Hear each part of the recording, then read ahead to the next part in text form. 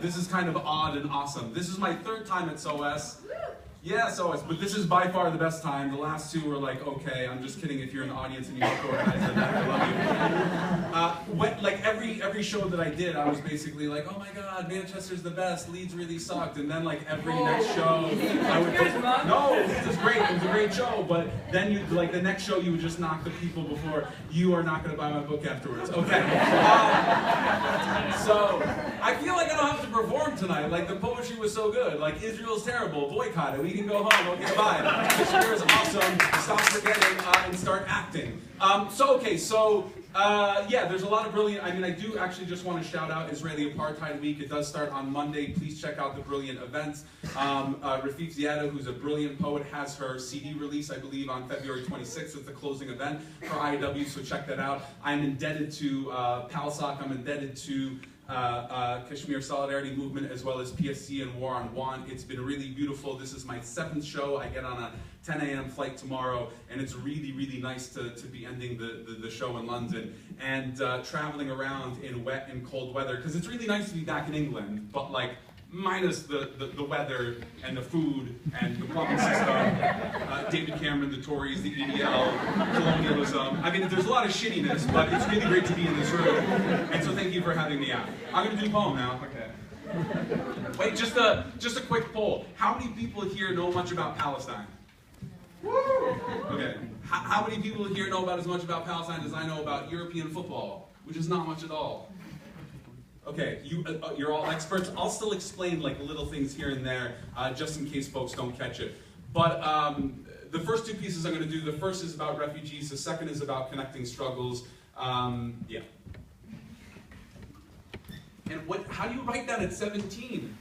Where did that poem go? My 17-year-old poem is like, roses are red, violets are blue, Israel's racist, and you should boycott it too. Awesome.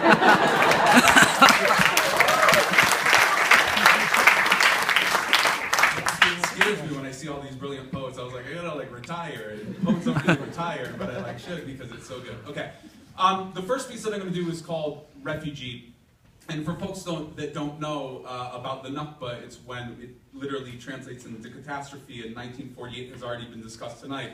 The ethnic cleansing of 750,000 Palestinians, the destruction of 531 villages, but it's important that we don't put the Nakba in a time capsule as if it's something that's relegated to the past. It's something that continues until this day, and millions of Palestinian refugees can't return. But even though this is about Palestine and it's a follow-up to a poem called Nakba, I think this also would ring true a lot, whether we're talking about Kashmir, whether we're talking about Syria, Sudan, Eritrea, or so many other places. There's obviously many differences, but so much familiarity when we're talking about these subjects today. So this is called Refugee.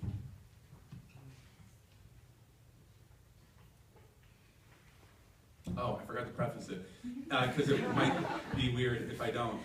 So it's about a Palestinian father who was ethnically cleansed in 1948 and his daughter who has never been back to where her father was ethnically cleansed from.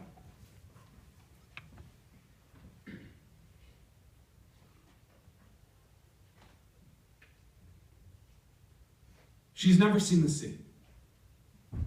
Sunlight imprinted on her father's skin.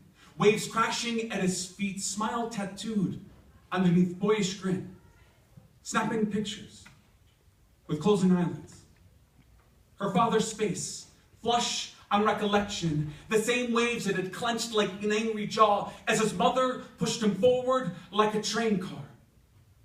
Watch his neighbor drown, tears streaming, eyes connecting, screams muffled, as inhalation suffocated lungs, muscles, weary, skin pruning. He was barely a boy, knowing he'd never return. His neighbor, an older man, born in Akka, looked dapper at dinner parties, looked helpless that day.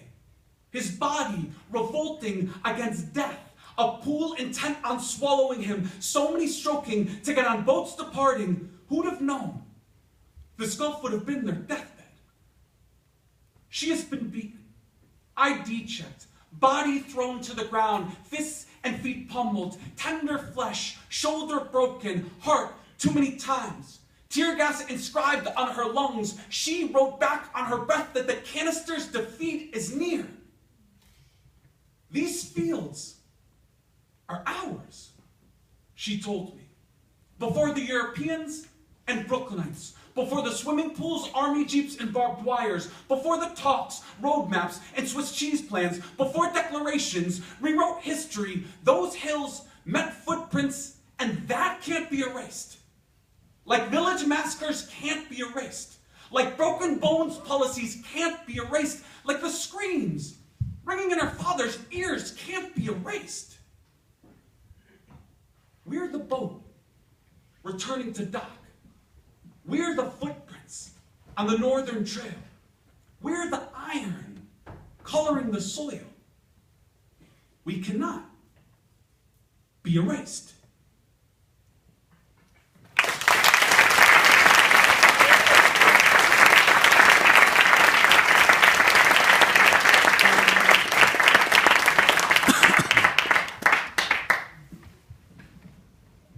That is like literally the happiest poem I'm going to do tonight. It is all emotionally downhill from here. Listen, London audience. Okay, here's the thing. Like, I will say that like you are a little bit more animated than some of the other shows, but like British people have the tendency to like clap longer rather than like do and like. Person, don't stare at me like this for the next 45 minutes and like make no facial expressions whatsoever and then come up to me afterwards and be like, hey, I really love your show. And I was like, really? That's so weird. I couldn't tell you just stared at me for 45 straight minutes. You can snap your fingers, you can clap your hands, don't throw bottles. I am fragile and I bruise easily. Thank you. The next piece that I'm going to do is called Nothing to Worry About. Now, I live in New York City with stop and frisk and racist drug laws and mandatory minimums, and I think it's very, very critical and important that when we talk about the drone bombing or whether we're standing against the drone bombing of Afghanistan, Pakistan, Yemen, and Somalia, or we're talking about Kashmir and occupation in Palestine, or we're standing against the kicking out of undocumented people, more than 2 million under Barack Obama, stop and frisk, the killing of a black person every 28 hours, whether that be Freddie Gray, or Ayanna Jones, or Renisha McBride, or Mike Brown. What binds socially conscious people together is working against systems of oppression. And one of the most beautiful things that I've seen over the last couple of years, I get the opportunity to present and perform for a lot of Students for Justice in Palestine chapters, is to see how intersectional the work is becoming, to see how much more coalition building is being done, and operating with that kind of idea of, in the same breath that we're saying boycott, divestment, and sanctions, we have to be saying divest from prisons. And the same breath that we're saying not one more bomb dropped on Gaza, we have to be saying not one more black person killed in Chicago.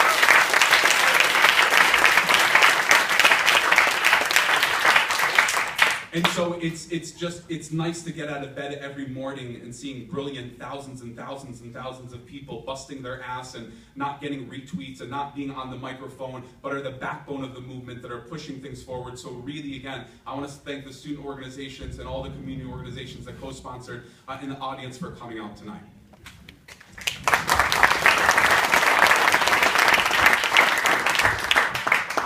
Mic check. Do I need a mic? I shatter stereotypes. I'm a little bit loud. Is that okay? Can we try one without the mic so I can walk around? Yeah, okay. So this is called Nothing to Worry About, and I was having a conversation with someone, like literally about the war in Iraq, and the conversation was like, there are 1 million dead Iraqis and 5.5 million refugees, and his response was kind of like, nah, the world is a messed up place. And I was like, that's so weird. You're a terrible human being. I'm gonna write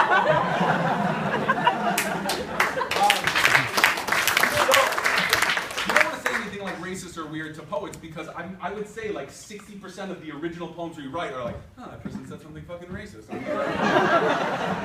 Okay, yeah.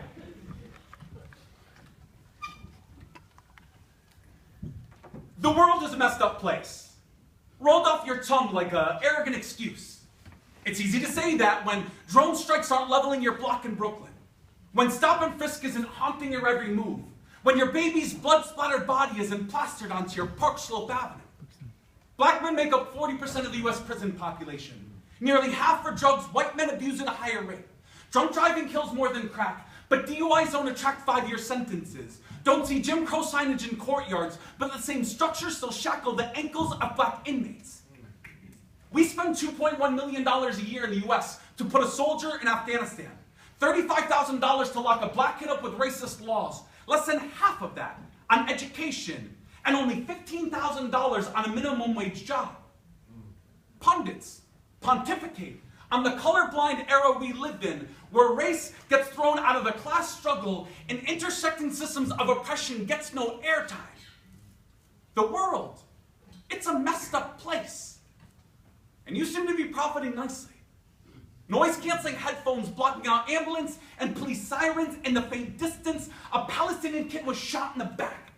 The bullet, subsidized by your tax dollars. The guy who used to deliver your weed was just sentenced to 8 years in prison with no priors. The drone buzzing, it'll be heard one day over Brooklyn, but it'll skip your gentrified neighborhood. You have nothing to worry about. We don't want this messed up world to crash your baby's lullaby.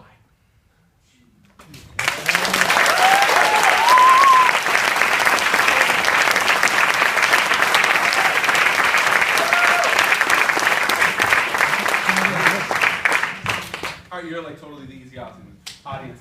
Okay, so I'm going to do this, and then I'm going to do a few pieces. I'm going to wrap up with Palestine, BDS, action. Yay, we got to move, we got to do stuff. Thank you, David Cameron. Are there children? I don't think I see any children. This is like my swear poem. Okay, so this next poem is called, how do I put it? Dear Twitter Revolutionary, hashtag, you are not that badass.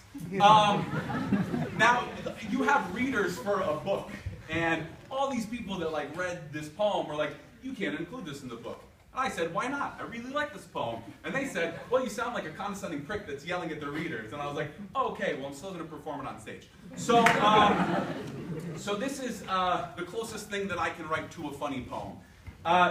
So I'm on Twitter, I'm on Facebook, I'm on Instagram, I'm not on Snapchat, I'm 34. I feel like I'm too old for that. So I understand the power of social media. I'm a big fan of social media. So this is not about like radical awesome conversations that happen online. This is for like the Twitter revolutionary living in their parents' basement. Now, I'm not saying that a revolution can't start from a basement. What I'm saying is that the revolution is not starting from this person's basement. Now, there's a 98% chance this poem is not about you, but if this poem is about you, don't worry. People like you never know the poem is about you.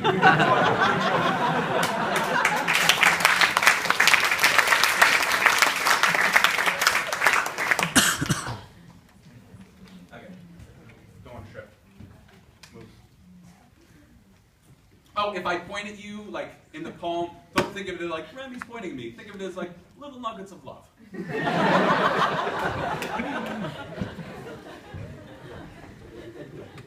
I'm going to start with you, because you smiled, and you're Why? You are not that badass. You are not so cool because you regurgitate Frantz Fanon behind a computer screen. You read the same 2 books everyone else did.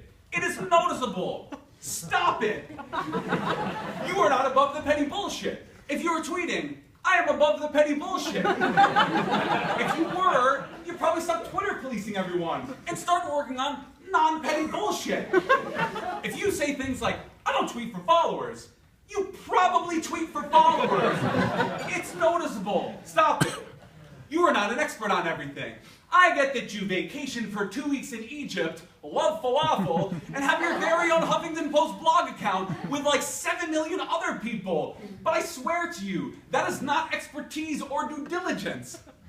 If you can't point to the country you are tweeting about on the map, you should probably shut the fuck up.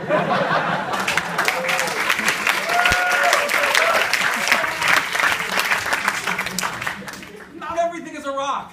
Not everything is Palestine. The only thing that is Nazi Germany is Nazi Germany. Stop the comparisons, white guy shouting at a demo. You are being unhelpful. And if you think I'm an asshole by the end of this poem, well, it's probably true, because this is technically a I'm above the petty bullshit poem. But seriously, I am. Critiquing shouldn't become the goal, a game, a life, like Candy Crush and Angry Birds and other games I'm not cool enough to know about. Twitter has never been and will never be the revolution. Yes, I tweeted a few times about Miley Cyrus twerking.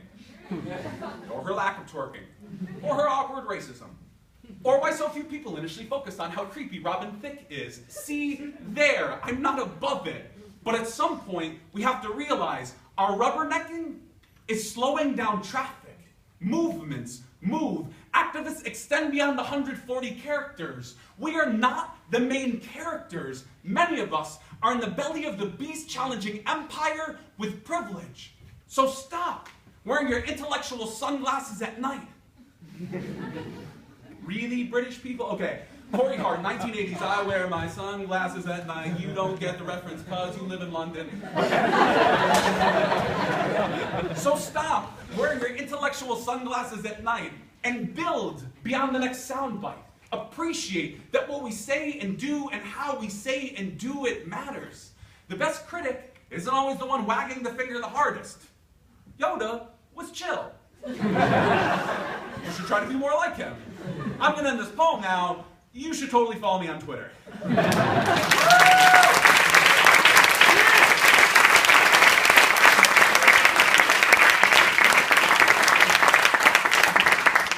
No, really, I like you a lot. So I'm just going to do, I'm going to end with these few. I'll end with a couple like BDS, but you don't want to go too long because then you're going to want to like boycott and divest from me. So I'm going to actually, the next piece I'm going to do is called An Empty Vessel. And so I talked about the Nakba, and this piece is for anybody that doesn't know, the massacre on Gaza in 2014, over 51 days in July and August. Israel killed 2,300 people, injured more than 10,000, shelled hospitals, schools, mosques, churches, UN buildings, shelters again and again, bringing devastation to the doorsteps of 1.8 million Palestinians trapped in an open-air prison. And similarly, like the Nakba, we don't want to disconnect it from the other events, whether that's Operation Pillar of Cloud in 2012, the massacre on Gaza in 2008 and 2009, which left 1,400 people dead in 22 days, or the war on Lebanon in 2006, which also led to bombing on Gaza. And that you still have occupation, siege, and blockade, and fishermen are still being shot at every day, and in the so-called no-go zones, people are being shot at, and as a famous Israeli politician said, putting the Palestinian population on a so-called diet. But then even looking at the recent events within the West Bank, in the Western media, we hear about rising tensions. And what does rising tensions mean? It means an Israeli was killed or injured. Because before then, they didn't give a damn as bulldozers were being homed, as people were being thrown in administrative detention, as settlements were expanding and flying checkpoints were going up. Israel controls the air, the border, the sea, the imports, the exports, the taxes, the tariffs, every facet of life. Occupation, apartheid, siege, blockade, and settler colonialism is a form of collective violence against an indigenous population on a daily basis. And yet, when we look at the so-called statistics and numbers, it's still Palestinians being massacred by the dozens, while Israel is given impunity to act throughout the world, namely the land that I live in, another settler colonial state that gives Israel $3.4 billion a year in military aid, sends over Apache helicopters and Hellfire missiles and cluster bombs, and acts as its veto inside of the UN and protector throughout the world. So when we get to BDS, the question becomes, how can we cut our direct lines of complicity with occupation and apartheid? But for now, this is a poem called An Empty Vessel. I won't speak that fast with any of my other introductions.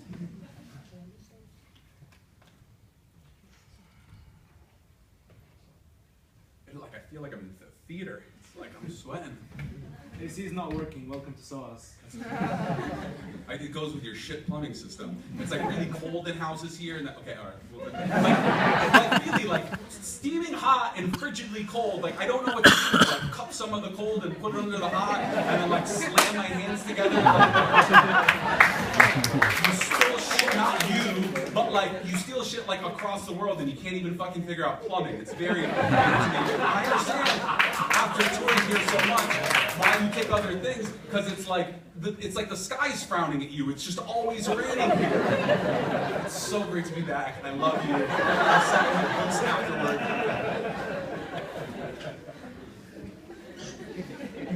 Okay, calm.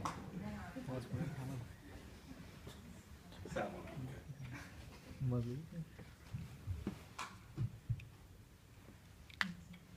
I can hear you talking. Oh, I know you too. Hey, I'm not going to, okay, that was weird. She'll help me find a place to stay in London. That's how I repay you. That's fucked up. Okay.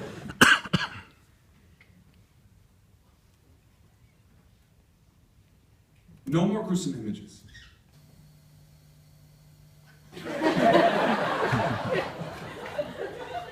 Israel, is that you?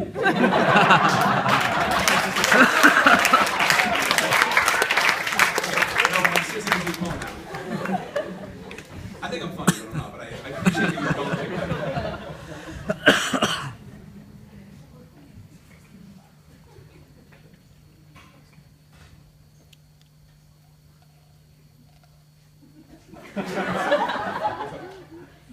No, we don't have to fix it. We tried to make it go away. Oh, I was just kidding. That's my happy banter on stage. It's okay, let's do it. This is the only soft poem I'm going to do left. Hey, you made it go away. Thank you.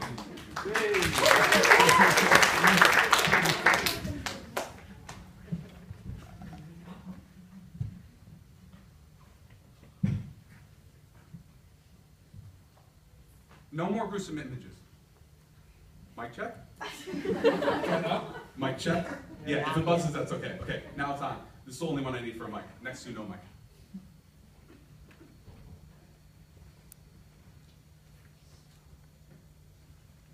No more gruesome images. Nails across spaces. Generations collapsing on themselves. A father ripping through rubble coated in blood. Caved in rooftops immersed in the theater of death. No more cries. Crashing inside ears.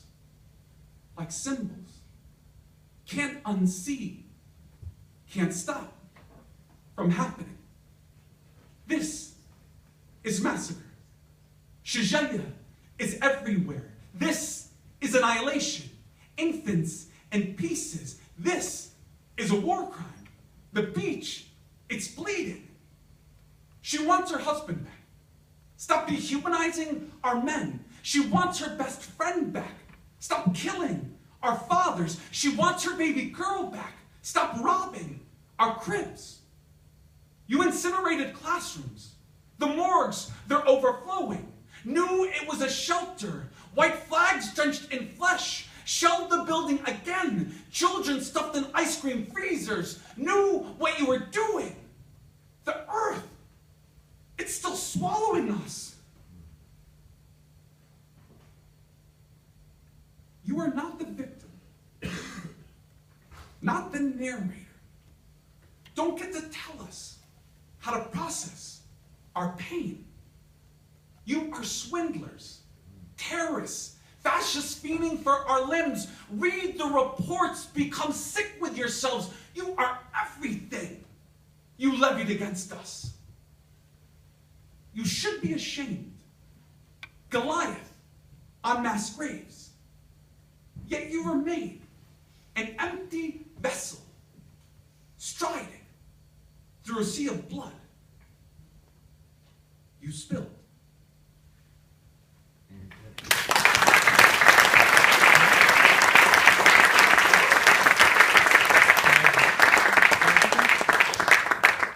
So I don't know how to transition out of that in a way other than to talk about action. Is there more water over there by any chance?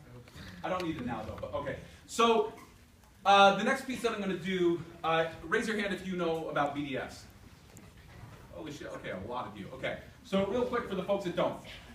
In 2005, Palestinian civil society called for boycott, divestment, and sanctions against the state of Israel until it complied with 3 basic demands. Number 1, ending the occupation of all Arab land and taking down of the apartheid wall in accordance with the 2004 International Court of Justice ruling.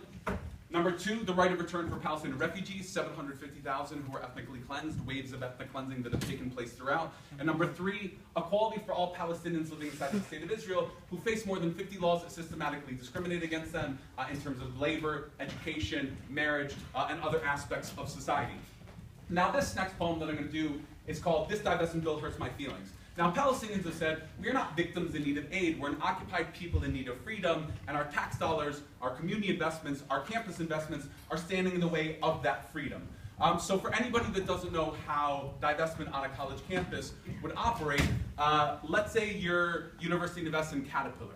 Caterpillar sends over armored and D9 militarized bulldozers to the Israeli state. They're used to bulldoze homes, uproot olive trees, kill American citizens like Rachel Corrie. And then when we talk about connecting struggles, if you look at companies like HP, which sends over biometric technology to the state of Israel that are used to segregate Palestinians and also enhance the naval blockade of the Gaza Strip, they work with the Department of Homeland Security. When you look at Elbit Systems that operates on the US-Mexico border and also drone manufacturing and technologies in Palestine. So it's not just that the corporations are trying to profit off of Israeli apartheid and occupation, but they're doing a lot on our backyards as well. Talking about UK companies like G4S operating in prisons here in South Africa, in the US, and also in Palestine. So this divestment bill hurts my feelings is kind of like, a lot of students on campus in the US are like, we need to get along. You like hummus, I like hummus. Look, an apartheid wall just fell. It doesn't actually work like that. And so there's a lot of this.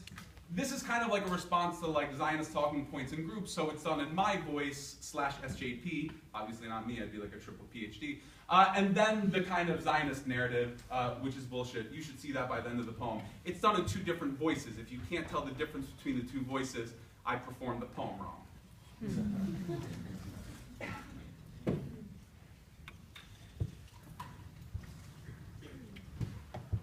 Time check.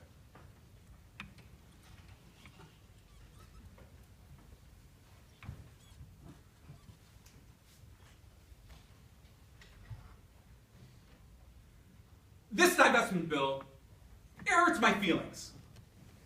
That Caterpillar bulldozer ended life in the body of an American citizen, drove her bones into the ground while a company cashed in on the sale.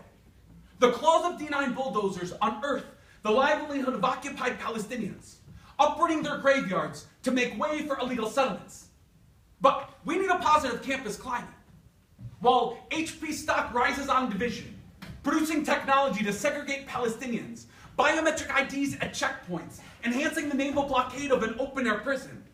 Palestinians on campus, listen to words like positive, climate, hurt feelings, knowing their tuition invests in companies raining terror on loved ones. That's suffering, like their voices, is non-existent to student board members looking for cushy jobs at top 5 law firms. But this divestment bill, it's divisive. The Montgomery bus boycott, divisive. The Great Boycott, one-sided. Abolishing slavery, radical. Nelson Mandela, a terrorist. Indigenous, savages, women's suffrage, complicated. Desegregation, provocative. Hiroshima security, internment camps of necessity, Bantustan's autonomy, Iraq liberation, Palestine barren. There is always going to be an excuse. Catchphrases, talking points, strip away names and faces. We're being militant, unreasonable. There's context to this oppression. The word apartheid, it makes you feel uncomfortable. It's apartheid, by definition. Fits the 73 Convention. By law, it is a crime against humanity. 2 sets of laws for 2 people. Labor, land ownership, access to education. 50 laws of discrimination. 66 years of colonization. 27,000 homes demolished. Nearly 1 million arrested since '67. Whoa, whoa, whoa. No one said Israel doesn't have problems. But why the singling out on campuses? You mean like Darfur?